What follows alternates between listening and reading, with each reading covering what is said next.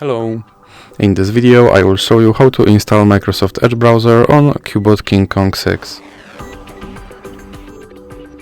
So you have to start by opening your Google Play Store and then click on search bar and type in Edge and now click search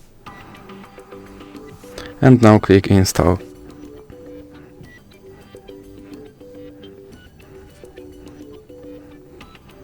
Now you can click open.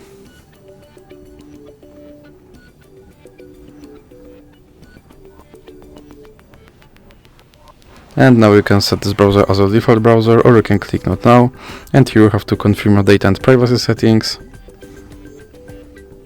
And now your Microsoft Edge is installed and is ready to use, so that's it for this video.